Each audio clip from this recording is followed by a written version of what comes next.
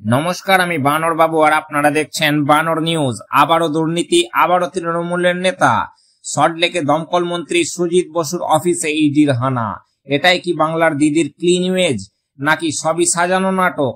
দেখুন বন্ধুরা, যে রাজ্যে দুর্নীতি মানে সরকারি সংস্কৃতি, সেই রাজ্যে মন্ত্রীদের বাড়িতে আবারও ইডি অভিযান শুরু করেছে।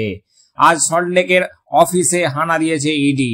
অভিযোগ, পৌরসভা নিয়োগে কোটি কোটি টাকার লেনদেন হয়েছিল অবৈধভাবে। 2010 থেকে 15 সালের মধ্যে যেভাবে গ্রুপ সি গ্রুপ ডি নিয়োগে দুর্নীতি চলেছিল, সেই সময় দায়িত্বে ছিলেন অনেক বড় বড় নেতা। এখন প্রশ্ন, শুধু ছোট কর্মকর্তারা ধরা পড়বে, নাকি বড় মাথাগুলোর দিকেও এবার হাত বাড়াবে ইডি? তৃণমূলের পক্ষ থেকে অবশ্য পুরনো বলি, রাজনৈতিক প্রতিহিংসা। কিন্তু বলুন তো, প্রতিবার ইডি গেলে যদি রাজনৈতিক হয়, তাহলে কাগজপত্রে টাকার হদিস আসে কেমন করে? যাদের নামে টাকা যায়, নিয়োগ হয়, তাদের মধ্যে অনেকেই তো দলেরই লোক। আজকে বাংলার মানুষ বোকা নয়।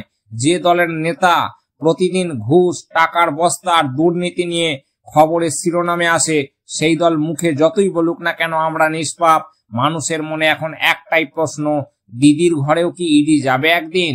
বন্ধুরা, এই ইডি রেড কোনো সাধারণ ঘটনা নয়, এটা বাংলার প্রশাসনের ভিত নড়িয়ে দিচ্ছে। যত দিন যাবে তত নতুন নাম বের হবে, আর হয়তো সামনে আসবে সেই বড় নাম যার ছায়ায় এই দুর্নীতির রাজত্ব তৈরি হয়েছিল।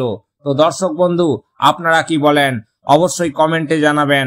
আর যদি ভিডিওটি ভালো লেগে থাকে তাহলে একটি লাইক দেবেন। আজকের মতো আমি বানর বাবু এখানে বিদায় নিচ্ছি। দেখা হবে নেক্সট এরকমই কোনো গরম খবরের টপিকে। ততক্ষণের জন্য টাটা, বাই বাই।